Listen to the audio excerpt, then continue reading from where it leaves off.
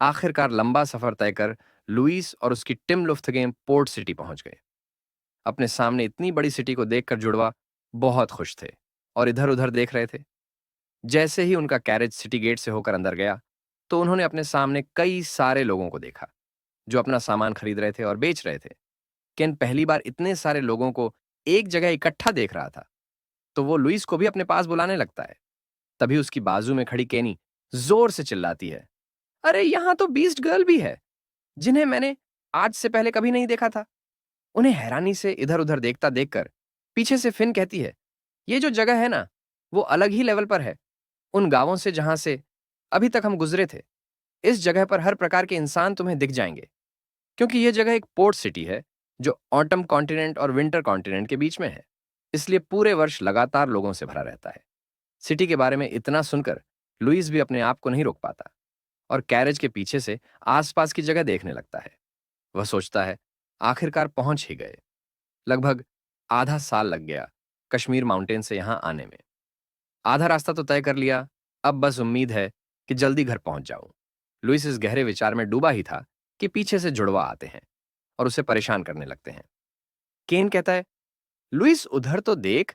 तो दूसरी तरफ से केनी कहती है, यहां तो कितनी सारी दिलचस्प चीजें हैं। उनकी इन हरकतों से लुइस बहुत गुस्सा हो जाता है और उन्हें पीटने के लिए उनका पीछा करने लगता है, ये चिल्लाते हुए कि मैंने तुम्हें कितनी बार कहा था मुझसे चिपकना बंद करो। बदमाशों, कुछ देर के लिए तो मुझे अकेला छोड़ दो। लेकिन उसके चिल्लाने का उन पर कोई परिणाम नहीं होता और वह और भी उसे परेशान करने लगते हैं, उसे संकी कहने लगते हैं और हंसने लगते हैं। तभी सामने बैठा पाब्लो पीछे मुड़कर लुइस से कहता है कि वो पहुंच गए हैं। इतनी बात सुनकर लुइस भी अपने गुस्से पर काबू कर लेता है और झगड़ना बंद कर उन दोनों को अपने से दूर कर लेता है और कैरेज से उतर जाता है और सामने की बिल्डिंग को बड़े ही ध्यान से देखने लगता है। इस बिल्डिंग का नाम सिरेंस शेल्टर था, जो कि एक छोटा सा होटल था। होटल की ओर देखते हुए वह पीछे खड़े पाब्लो से पूछता है, क्या ये शैबी इन्हीं वह पसंदीदा जगह है जिसका आपने उल्लेख किया था? जवाब में पाब्लो कहता है, लगता है, हाँ, मैं 10 साल पहले आया था, तो कुछ ठीक से याद नहीं, अंदर चलकर देखते हैं। जैसे ही वे दरवाजा खोलकर अंदर चले जाते हैं, वैसे ही उनके सामने एक सुंदर लड़की आ जाती है, जो उन्हें वेलकम कर अंदर बुला लेती है और अंदर आने पर उनसे पूछती है कि आप यहाँ रहने आए हैं या खाना खाने? जवाब में पाब्लो कहता है, रहने आए हैं, लेकिन तभी लड़की उसे टोकते हुए कहती है, रुको जरा, और उसे बड़े ही ध्यान से देखने लगती है और अचानक से चिल्लाती है, क्या सचमुच आप अंकल पाब्लो हैं? पाब्लो हैरानी सी उसे देखकर कहता है, क्या तुम मुझे जानती हो? मैं मोना। क्या आप मुझे इतनी जल्दी भूल गए? पाब्लो चौंक कर कहता है, मोना, क्या तुम वही छोटी मोना हो? हाँ, लेकिन मैं अब छोटी नहीं रही, 24 साल की हो चुकी हूं। इतना कहते ही मोना अपनी बहन लूसिया को आवाज लगाकर बाहर बुलाती है, ये कहते हुए कि लूसिया, जल्दी बाहर आकर देखो तो कौन आया है। किचन से बाहर आते हुए लूसिया कहती है, कौन आया है जिसके लिए तुम इतना शोर कर रही हो? तभी अचानक उसके सामने पाब्लो हंसते हुए आता है, जिसे देखकर वह कहती है, यह तो अंकल पाब्लो है। लूसिया, तुम इतनी सुंदर हो गई हो, लगता है अब तुम शादी करने के लिए तैयार हो। तभी बाजू में खड़ी मोना कहती है, मेरे बारे में क्या अंकल? हाँ हाँ, तुम भी खूबसूरत बन चुकी हो, पाब्लो कहता है। उनका यह फैमिली ड्रामा देखकर लुइस मन में सोच रहा था, लगता है वो सचमुच यहाँ का रेगुलर कस्टमर है। तभी अचानक पाब्लो इधर उधर देखने लगता है और दोनों बहनों से पूछता है, हमो और जूलिया कहीं नहीं दिख रहे, क्या वो मार्केट गए हैं? इस सवाल को सुनकर दोनों बहनों का मुंह उतर जाता है और लुसिया रोते हुए बताती हैं, जो हमारे पेरेंट्स हैं वह 3 साल पहले मारे गए। वे एक भागती हुई कैरेज के चपेट में आ गए थे, मोना ने कहा। इसे सुनकर पाब्लो चौंक जाता है। उससे विश्वास ही नहीं होता कि हमो और जूलिया मर चुके हैं। वो अपने आप को कोसने लगता है। वो उन दो बहनों से कहता है, मुझे माफ कर दो, मैंने आने में देर कर दी। उसे अपने आप को कोसता देख लुसिया कहती है, कोई बात नहीं अंकल। तो मोना कहती है, माता पिता के मरने के बाद लुसिया और मुझे यह जगह विरासत में मिली, जिसकी मैनेजमेंट हम अच्छे से करते आ रहे हैं।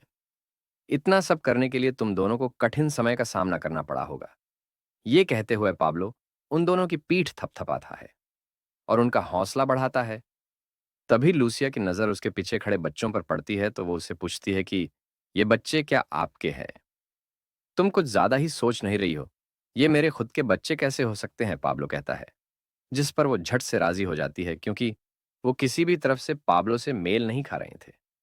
मोना पूछती है, ऐसा है तो ये बच्चे आखिर कौन है? ये बच्चे मेरे भतीजे हैं, पाब्लो ने घसा साफ करते हुए कहा।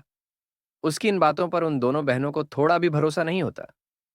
मोना कह रही थी, अंकल, आप ये कह रहे हैं कि ये सुंदर बच्चे आपकी ब्लड लाइन से है?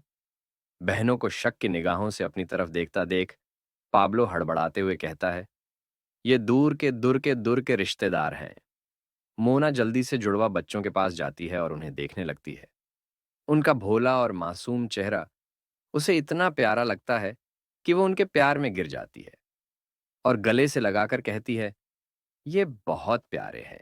दूसरी तरफ लुइस मन में सोच रहा था, जब तुम खुद से उन्हें बड़ा करने का प्रयास करोगी तो अपनी सोच जरूर बदल लोगी। अचानक लुसिया उसके सामने आकर अपना नाम बताती है और उसे पूछती है कि क्या उसे भूख लगी है। हाँ, थोड़ी बहुत तो लगी है, लुइस ने कहा। इतना सुनते ही दोनों बहनें रसोई घर की ओर बढ़ती हैं उनके लिए खाना बनाने के लिए। पीछे से पाब्लो भी उन्हें हैरानी से जाता देख रहा था कि तभी वो लुइस को गहरी सांस छोड़ते हुए सुनता है। इसलिए वो उसकी तरफ देखता है तो पाता है कि लुइस अपनी खुद की बढ़ाई करते हुए कह रहा था, प्यारा होना थका देने वाला है। इन प्यारे लेकिन कठोर शब्दों को सुनकर पाब्लो की आत्मा स्वर्ग सिधार जाती है और वो कुछ बोल ही नहीं पाता। खाना खत्म कर वो अपने कमरे में सोने जाते हैं, जो काफी सुंदर था। लुइस जल्दी से जाकर एक बेड पर कूद जाता है और कहता है, कितने लंबे समय के बाद पेट भर खाना खाया। वह अब झपकी लेने की सोच ही रहा था कि उसे कुछ याद आया। वो पाब्लो से कहता है, वैसे मुझे पहले पूछने का मौका नहीं मिला, आपका उन बहनों के साथ रिश्ता क्या है जो वो इतने आपके करीब है? वह हंसते हुए कहता है, उनके माता पिता मेरे अच्छे दोस्त थे जो हमेशा झगड़ते रहते थे, लेकिन एक दिन उन्हें प्यार हो गया और उन्होंने मोना को जन्म दिया।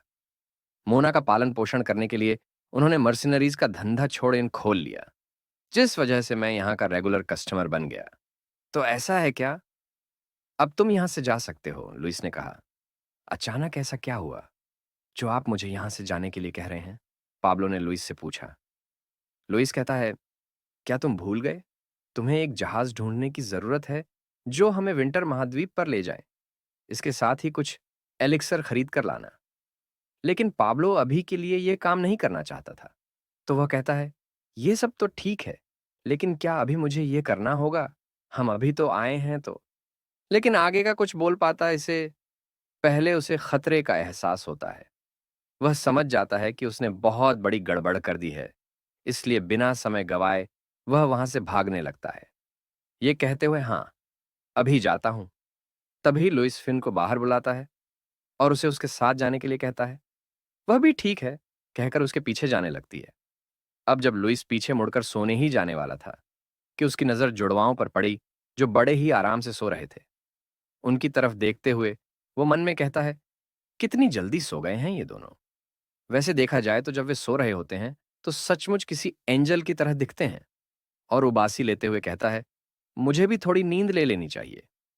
कुछ पल बाद उनके कमरे में मोना स्नैक्स लेकर आती है, लेकिन उन्हें सोया पाकर वह दरवाजे के पास ही रुक जाती है, जिस वजह से पीछे से आ रही उसकी बहन उससे पूछती है, क्या हुआ, तुम अंदर क्यों नहीं जा रही हो? लेकिन जैसे ही वह भी उन्हें सोया पाती है तो वह भी वहीं रुककर उन्हें देखने लगती है और उनकी खूबसूरती की सराहना करती है। फिर उन्हें स्वीट ड्रीम कहकर दोनों बहनें दरवाजा बंद कर वहां से चली जाती हैं।